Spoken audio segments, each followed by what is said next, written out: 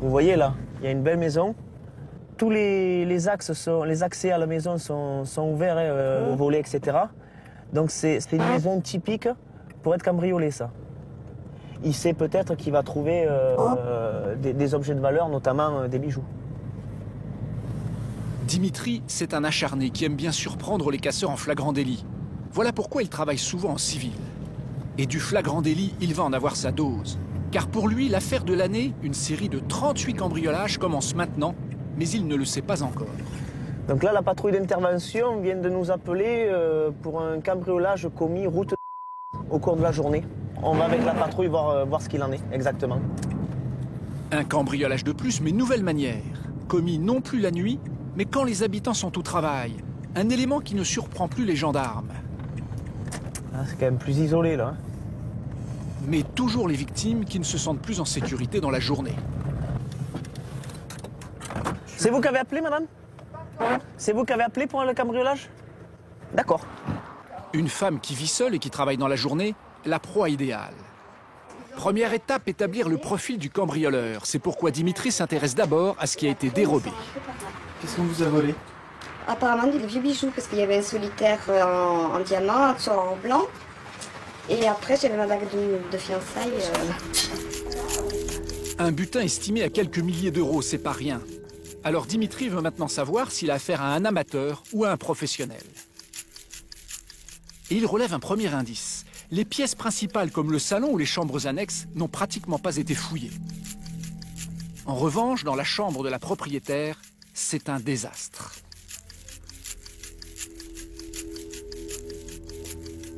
Il cherche toujours la même chose? Toujours la même chose, principalement bijoux et argent. Donc il fouille très souvent les chambres et la salle de bain. Parce que les femmes délaissent leurs bijoux ou dans la chambre ou dans la salle de bain. Une seule chambre visitée, des bijoux dérobés, ce sont des professionnels. Reste à savoir lesquels.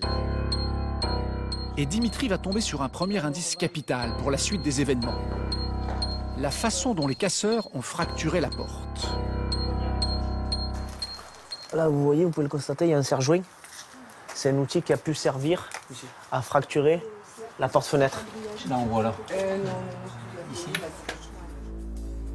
Les cambrioleurs utilisent des outils trouvés sur place pour ne pas se balader avec des pieds de biche sur eux, ce qui les ferait tomber au moindre contrôle. Dimitri communique à toutes les patrouilles cet indice sur la façon de fracturer les portes, au cas où elles tomberaient sur un autre cambriolage de ce type. Et pas plus tard que le lendemain.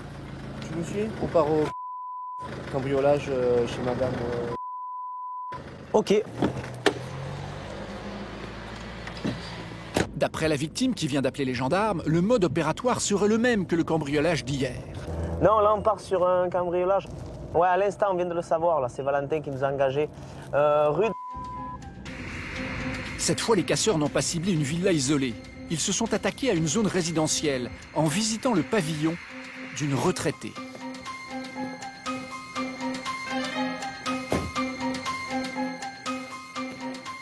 Bonjour madame. Bonjour monsieur. Immédiatement, Dimitri demande à ses hommes de repérer les traces d'effraction pour identifier le mode opératoire.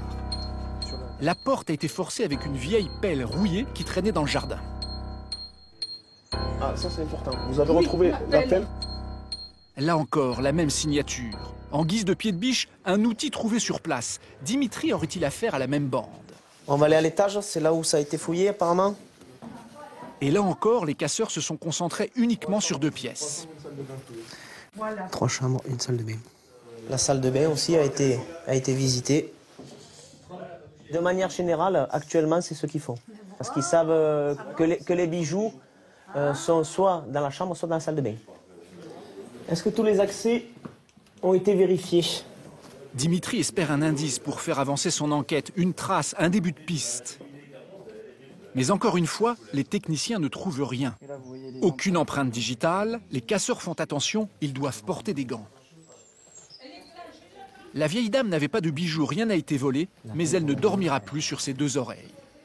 Elle a touché. Ben, je peur un peu de savoir qu'il est venu quelqu'un quand même, qu'on est venu me fouiller en haut. tout détourné en haut. Ça fait 2 fois, et ça me fait un peu peur quand même. Des dizaines de petits villages disséminés autour de Brignoles, dans une zone comprise entre Aix-en-Provence, Toulon et Draguignan, avec des résidences secondaires inoccupées sauf en été, et des zones pavillonnaires désertées dans la journée. Or, la semaine suivante, les événements s'accélèrent. Les casses se multiplient. Un cambriolage, puis 2 supplémentaires et encore 3 autres. En tout 6 casses en 6 jours avec la même façon de fracturer les portes. Actuellement, on est à peu près depuis le début de l'année, depuis le 1er janvier, on constate environ un cambriolage par jour. Pour une ville comme Brignoles, c'est beaucoup. Dimitri en est persuadé, il est sur la trace d'un gang qui est bien parti pour mettre la région à sac. Cette affaire mobilise toute la brigade où on commence à prendre le dossier très au sérieux. Il doit alerter son supérieur, l'adjudant Julien Navarro. Bonjour, ouais, ça va? Et vous, la forme? En fait, voilà. Moi, c'est mon voisin qui m'a appelé. Ouais. Il le suit parce qu'il avait entendu du bruit vers 3 h du matin. Ce qu'ils m'ont fait, c'est qu'ils ont cassé la vitre, en fait. Mais la vitre, comme c'est une sécurité, elle ne se casse pas en mille morceaux. Ils l'ont enlevée entière. Une fois qu'ils ont enlevé la vitre, ils sont partis avec, ils l'ont déposé sur une voiture. Ça, c'était la vitre, le rideau, il était derrière. C'est cette porte, ils sont passés par cette porte. C'est ça. Je pense qu'ils ont dû rentrer à plat ventre quand même. Ensuite, ils sont arrivés là. Tout ce qui est ces alcools. Sauf la tequila, je pense qu'ils n'aimaient pas. Le rhum, le gin et le Malibu. Je pense qu'ils n'aimaient pas. Ils ont pris toute Tous les 51, les whisky et les vodka. Et les pastis, ouais. Ensuite, là, voilà. Ils sont venus ici, ils m'ont fait razzia sur tous les chocolats. Ils m'ont volé tous les chocolats. Ils sont passés derrière, ils ont fouillé tous les tiroirs et tout. Ils m'ont tout envoyé en l'air, le bordel et tout. Ils m'ont pris la caisse, avec le fond de caisse qu'il y avait dedans, de 200 €, quoi. Ils n'ont rien touché d'autre. Un préjudice qu'il chiffre à environ 2 000 € au total.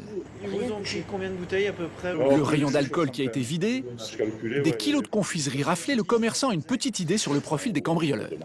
Moi, je sais qu'il y a certains jeunes qui restent plus vers ici.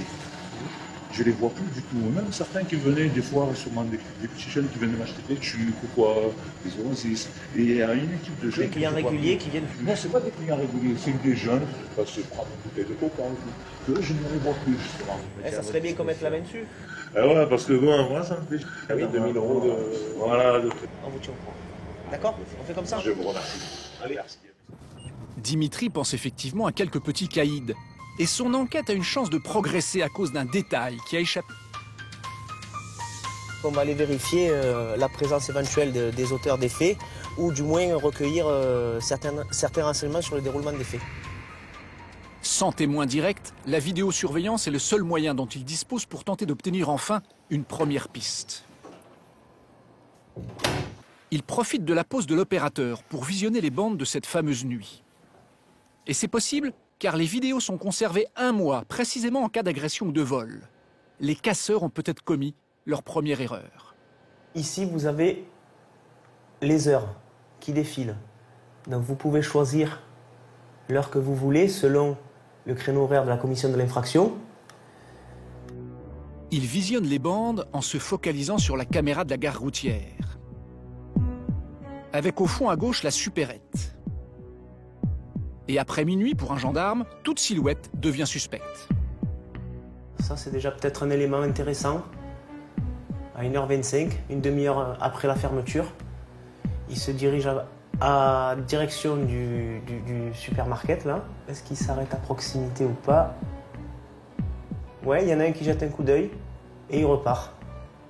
Serait-ce un repérage? Le gendarme continue le visionnage. Et à 3h07, il revoit le même groupe de 4 personnes sur la gare routière. C'est plus que suspect. Dimitri croit en sa bonne étoile. Les individus se dirigent vers la supérette. Quand, subitement, la caméra gérée par un programme informatique change d'axe comme toutes les 10 minutes pour balayer un autre secteur. Pas de chance. Si c'est le groupe qui a fait le casse, Dimitri n'a aucune image et aucune preuve. Mais il ne s'avoue pas tout de suite vaincu. On va naviguer, on va changer de caméra, on va essayer de voir. Il jette un coup d'œil toujours vers les 3h du matin dans les rues qui partent de la gare routière. Et là, 7 minutes après avoir revu le groupe près de la supérette, il tombe sur une drôle d'image. 3h14, 3 individus porteurs de 2 sacs, apparemment bien remplis. C'est un mineur qui a tout juste 17 ans. Mais c'est déjà un petit caïd à Brignoles, condamné pour cambriolage et vol en tout genre. L'adjudant découvre aussi qu'un juge l'a placé sous contrôle judiciaire et depuis, l'individu semblait se tenir à carreau. Est-ce qu'il n'aurait pas repris du service, notamment dans les cambriolages en série, qui continuent de semer le trouble à Brignoles? Dimitri va s'accrocher à cette piste en essayant d'identifier ses complices aperçus sur la vidéo. Et pour cela, il utilise une technique redoutable, faire parler le téléphone portable du suspect. Il réquisitionne l'opérateur en urgence pour obtenir la liste des appels pendant la période des casses. Il repère vite 1, puis 2, puis 3 numéros qui ressortent tout le temps. Et sur le fichier fourni par l'opérateur, Dimitri va découvrir une autre information capitale. Chaque appel déclenche aussi un relais, un peu comme un mouchard, qui indique la position du téléphone et de son utilisateur dans un rayon d'1 kilomètre. Dimitri se lance dans un travail de fourmi, repérer où se trouvaient les portables au moment des cambriolages. Donc celui-là peut nous intéresser fortement. Ça veut dire qu'ils ont déclenché leur téléphone portable sur le secteur au moment où il y a eu le cambriolage. Ça prouve qu'ils étaient là. Donc quand on les a regardés à lui, on peut leur demander qu'est-ce qu'ils faisaient là à ce moment-là. Au terme de ses recherches, Dimitri a ciblé une dizaine de villas cambriolées où les portables des suspects se trouvaient à proximité. Et il n'est pas au bout de ses surprises.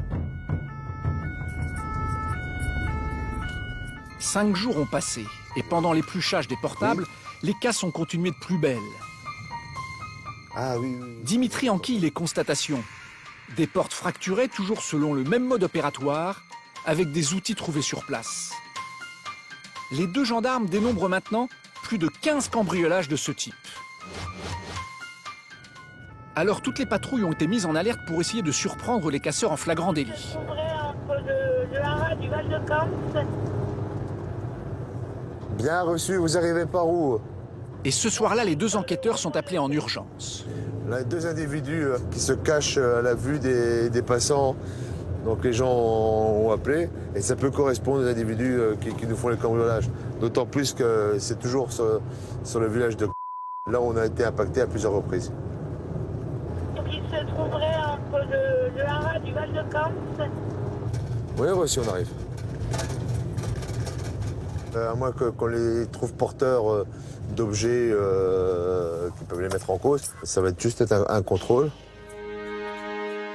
Les gendarmes arrivent à retrouver en pleine nuit les 2 individus. Et la surprise, un des 2 rôdeurs n'est autre que le suspect numéro 1, identifié sur les vidéos du casse de la supérette. Lui et son copain sont soigneusement fouillés, mais ils n'ont ni butin ni outils. Parce que c'est un chemin qui est discret ici. Vous n'habitez pas dans le secteur, vous faites quoi sur ce chemin? Non mais vous savez pourquoi on est parti à Toulon. Oui, Toulon c'est là-bas. Non mais ici on est parti à Toulon. Ouais. On a tapé du stop. L'adjudant s'intéresse de près à son complice. Peut-être fait-il partie de la bande. Et le gendarme se demande alors combien il pourrait être en tout. En attendant, il n'a rien contre eux. Il doit les relâcher. Bon. Donc le principal suspect qu'on a, c'est celui qui a la casquette. J'ai regardé son sac et à l'intérieur, il y avait une paire de gants. Voilà. Ça peut tout à fait servir à dissimuler les traces sur les cambriolages. Le deuxième individu qui était avec lui, il est connu aussi de nos services. J'ai déjà eu en garde à vue pour des faits de violence, des faits de raquettes. Le fait de savoir qu'ils sont ensemble dans un quartier résidentiel où on a beaucoup de cambriolages, c'est pas anodin, quoi. Pourquoi vous les avez pas... Parce que j'ai pas d'éléments, là, j'ai rien. Ils ont rien sur eux, je les ai pas vus en train de fracturer une baraque. Je vais faire un peu une investigation là-dessus, mais j'ai rien qui me permet de, là, tout de suite... Cette fois-ci, les voleurs sont revenus dans le centre-ville, pour un cambriolage encore plus audacieux. En fin de journée, pratiquement au vu et au su des voisins. Une infraction porte commune. C'est là que Dimitri va prendre conscience de l'ampleur et de l'organisation de la bande de casseurs.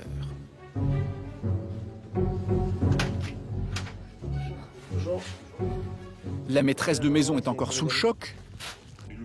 et son conjoint bien dépité. Qui a vu l'effraction? D'accord. Vous êtes rentré à quelle heure? Donc ça s'est passé entre 14h45 et 20h30. Qu'est-ce que vous avez constaté?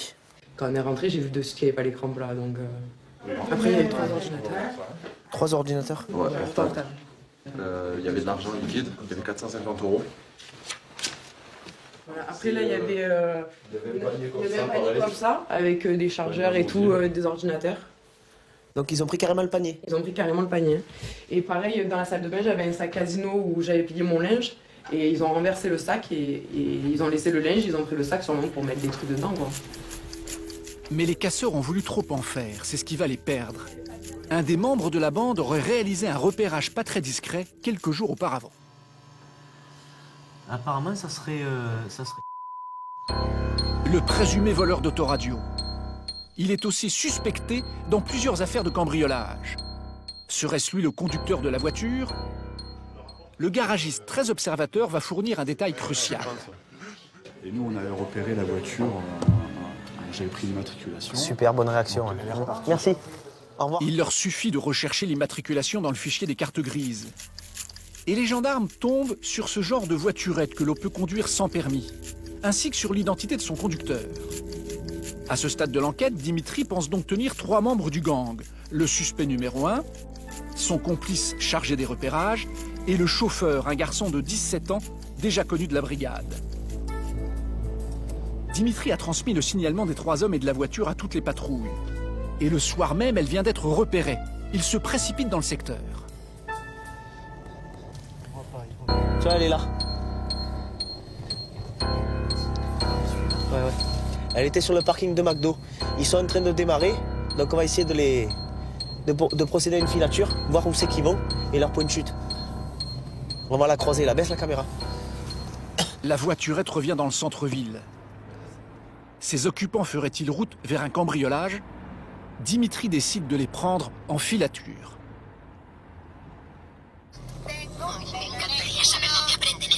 Allô? Il y a 2 individus. Un de corpulence assez petite, parce que vu la taille du véhicule, on voyait que sa tête, et un autre beaucoup plus grand.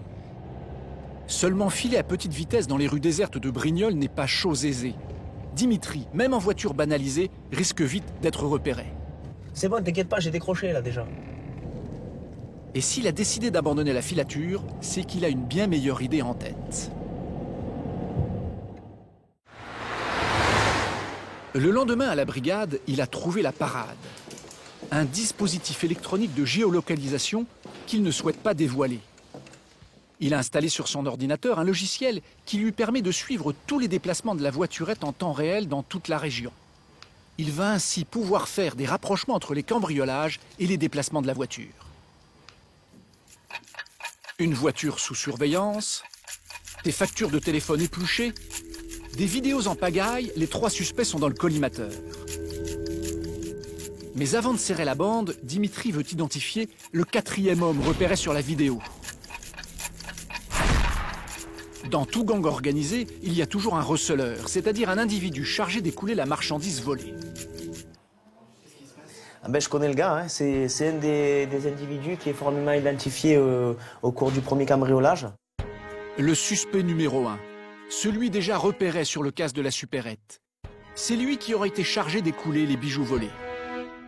Tiens, viens voir, regarde l'image et dis-moi qui c'est.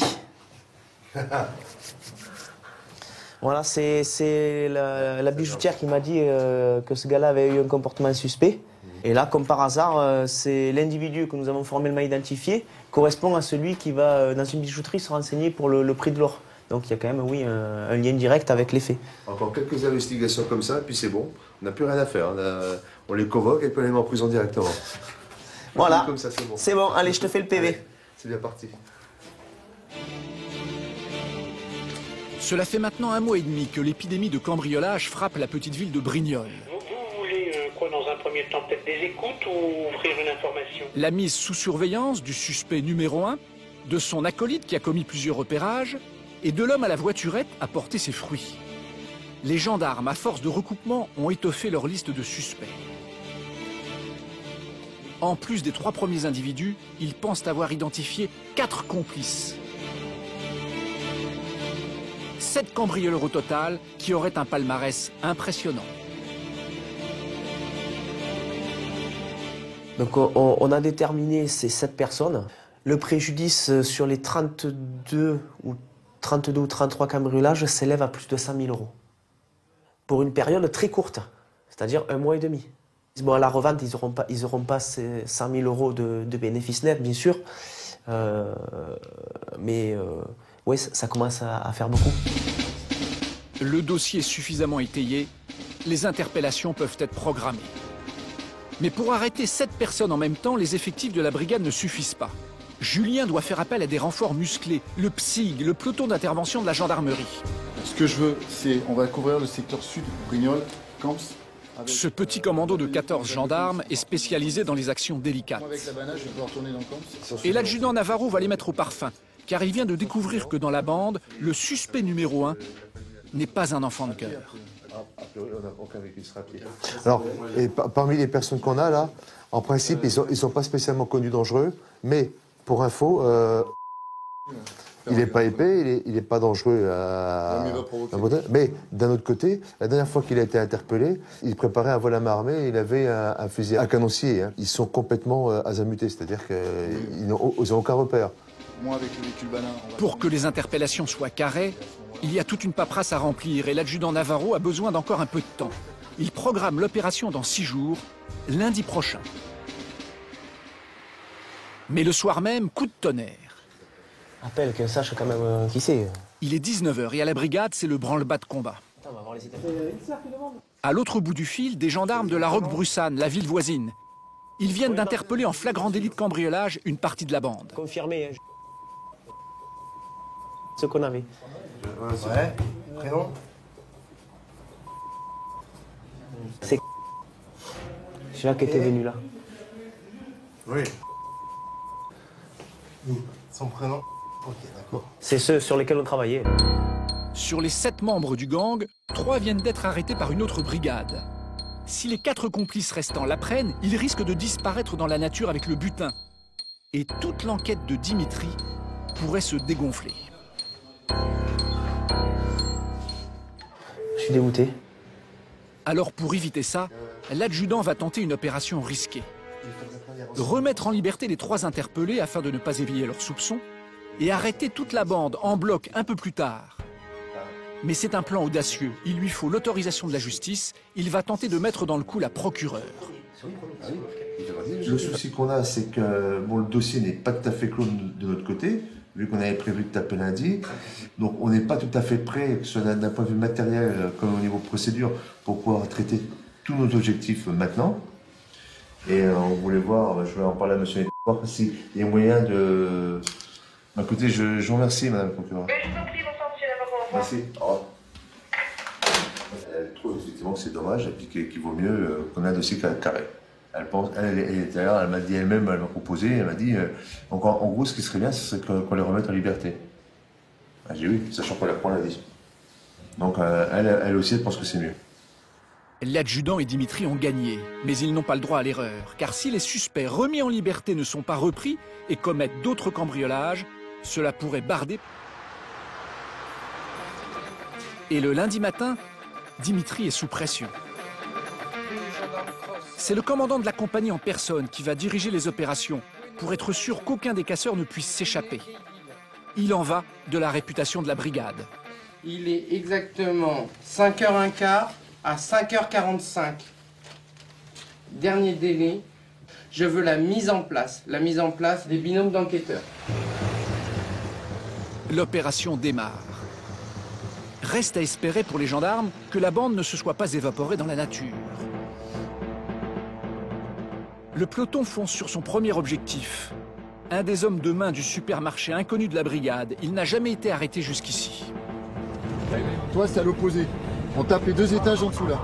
Allez, c'est bon, les gars, on débarque. Tout repose sur l'effet de surprise. Il faut cueillir le suspect au saut du lit. Le commando a repéré les lieux. Le bâtiment est cerné. Le voleur présumé ne peut pas s'échapper. sauf imprévu.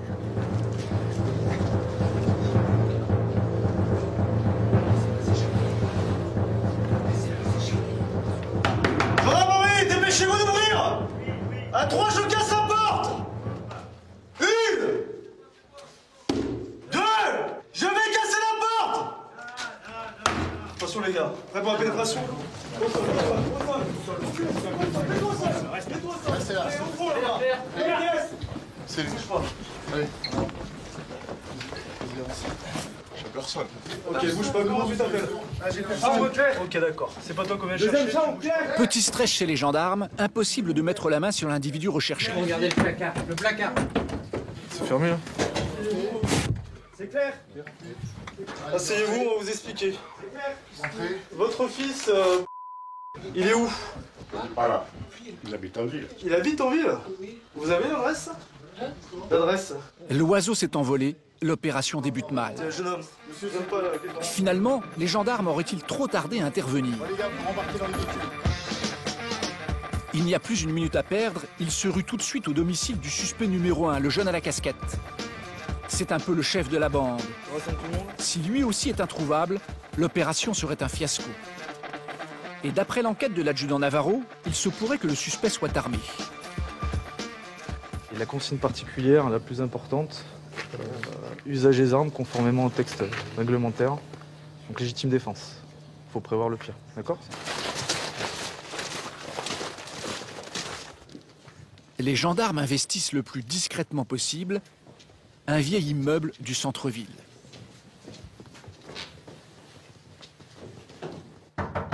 Gendarmerie! Vous ouvrez! Dépêchez-vous, à 3, je casse la porte! Dépêchez-vous, la gendarmerie! Allez, gendarmerie, ouvrez! Ouvrez! Allez, reculez, reculez! Allez, go, go, go! Go, go! Allez, vite, vite, vite, vite! Mets-toi avant! Allez! Doucement, la petite aussi. Allez, là, attention, il y a un renfoncement, là! Bouge pas de là.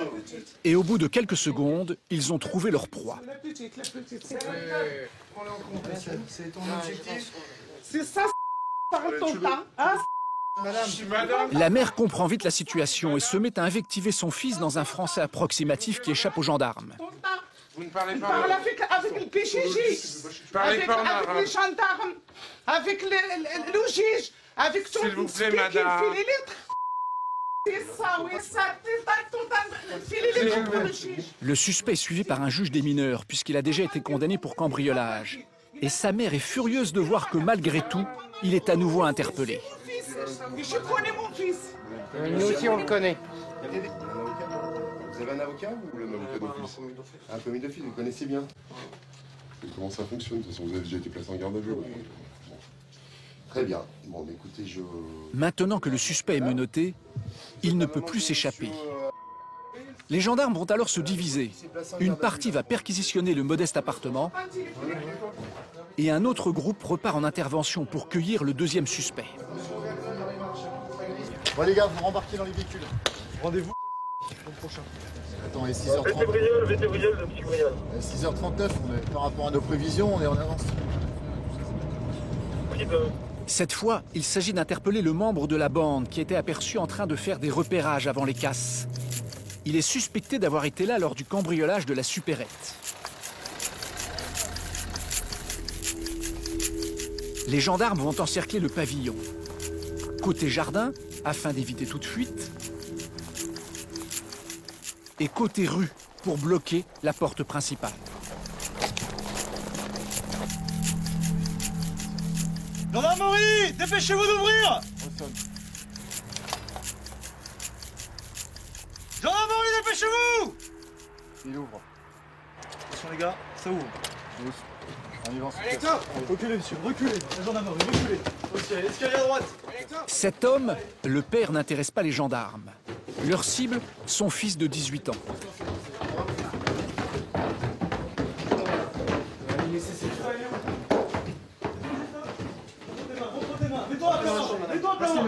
À plat ventre, montre ton autre main. Ok, tu bouges pas. C'est bon, c'est serré. Objectif interpellé. Ok, les enquêteurs qui vont venir, ils vont t'expliquer pourquoi on vient te chercher ce matin. Dimitri prend en charge ce membre de la bande, car d'après son enquête, il serait un des plus actifs. Donc on vient te chercher parce que t'as fait quelques conneries? Le gendarme veut profiter du choc de l'intervention pour tenter de le faire avouer tout de suite. Je vais te notifier ta mesure. Donc on va effectuer une perquisition à ton domicile, notamment ta chambre, d'accord? T'as des objets qui proviennent de cambrios ou pas? Oui? Voilà. On va établir une relation de confiance, pas besoin de perdre du temps.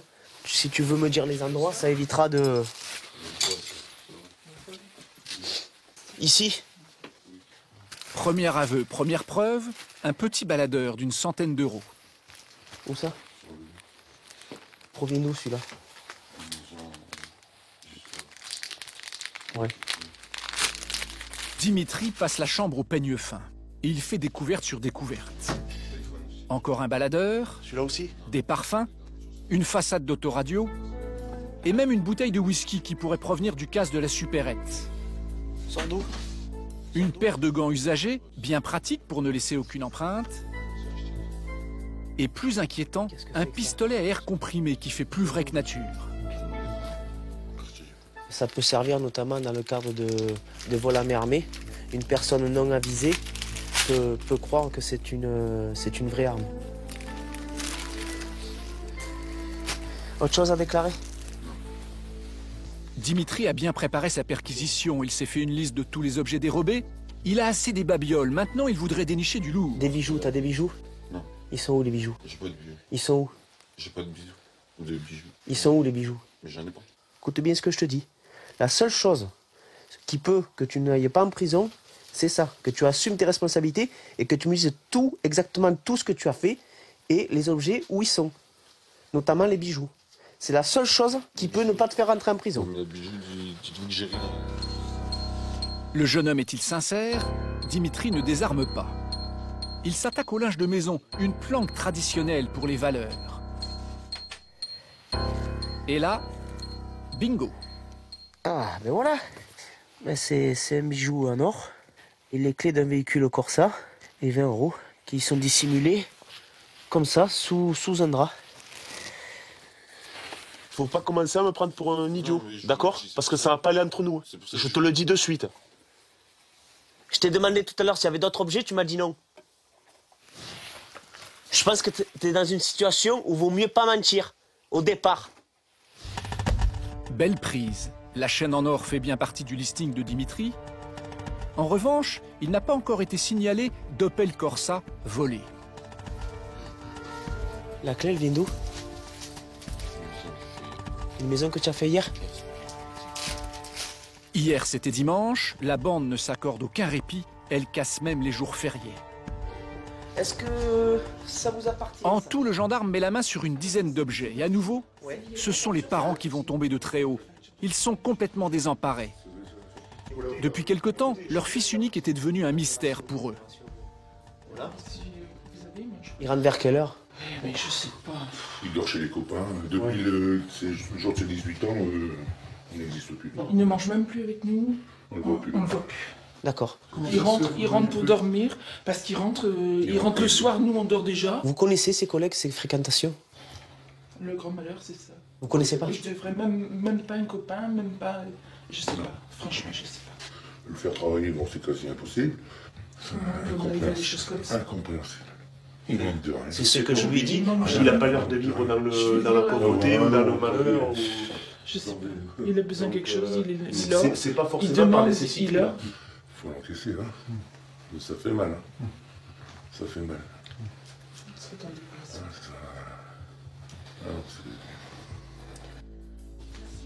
Le suspect étant majeur, il est seul responsable de ses actes. Il risque donc de la prison pour ses forfaits. La perquisition aura duré 2 heures et elle a été fructueuse. Mais les suivantes le seront-elles autant? Le peloton d'intervention n'a pas assisté à la fouille. Il s'est immédiatement rendu chez le 3e suspect.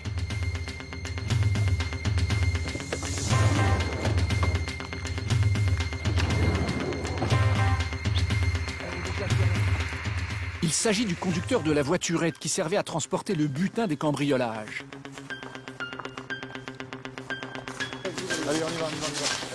Les gendarmes attendent beaucoup de cette interpellation dans cette maison nichée au fond des bois.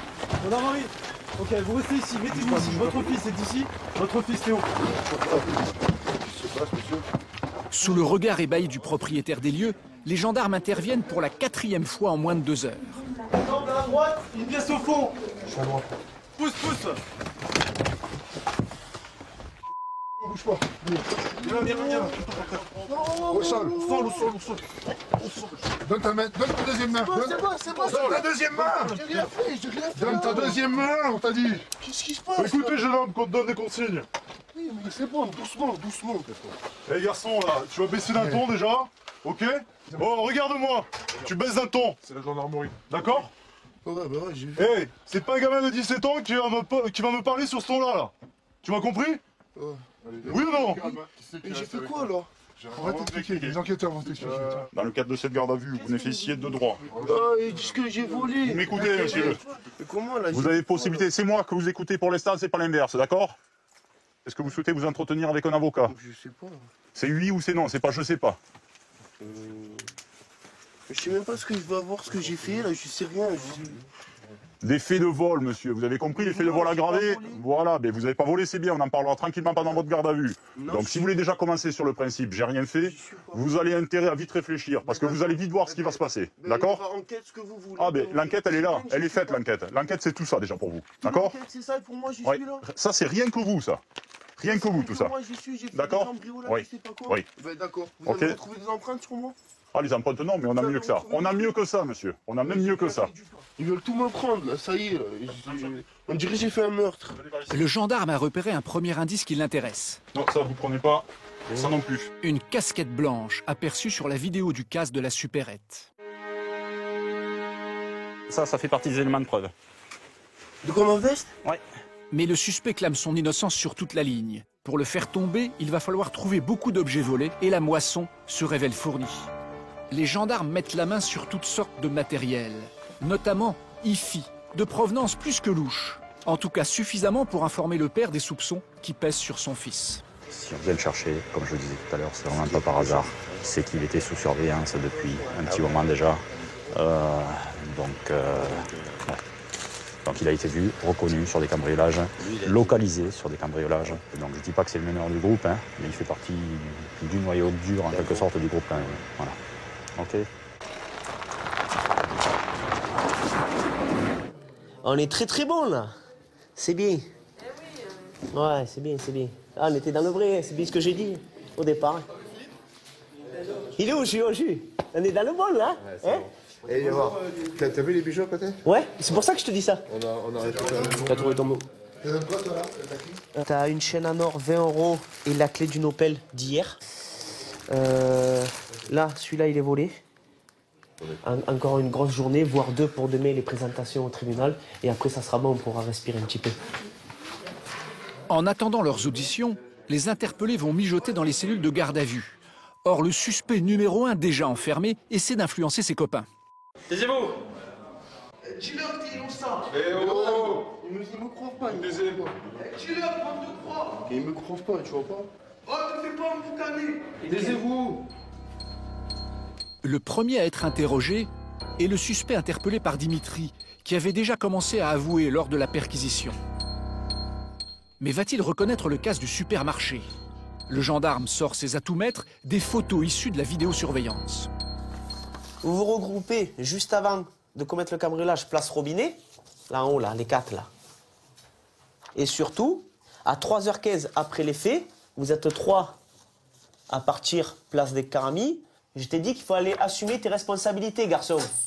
Qui a participé à... Alors, il y avait... Moi. Son collègue. C'est qui, son collègue? Ouais. Le jeune avoue sa participation et balance le chef de la bande, mais il refuse d'en dire plus. Alors Dimitri va tenter un coup de bluff. Je les connais tous.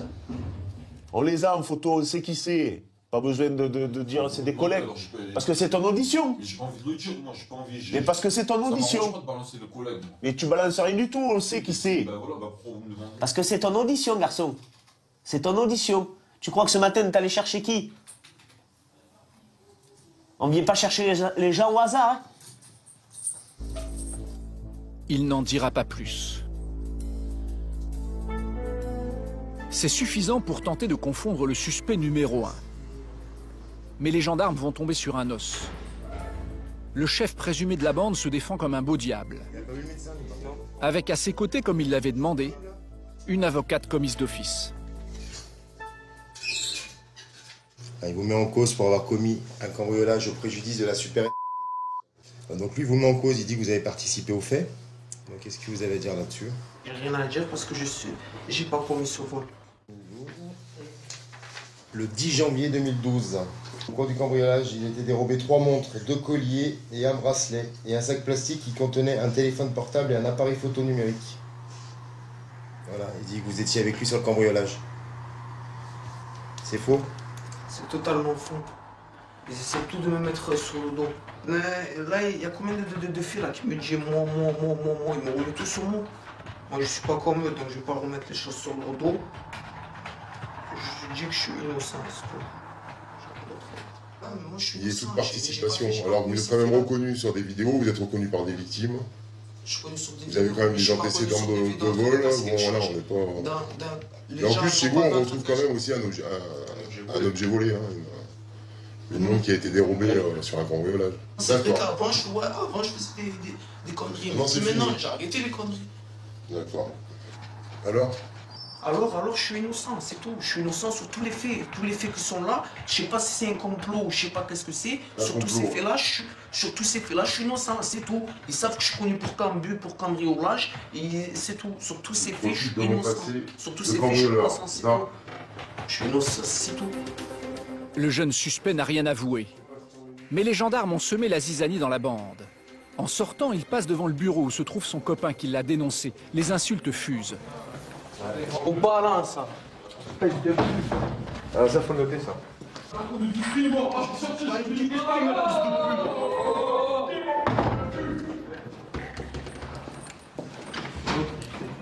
Regardez, venez voir un petit peu là. Au même moment, Dimitri accueille les victimes pour qu'elles puissent examiner le butin retrouvé.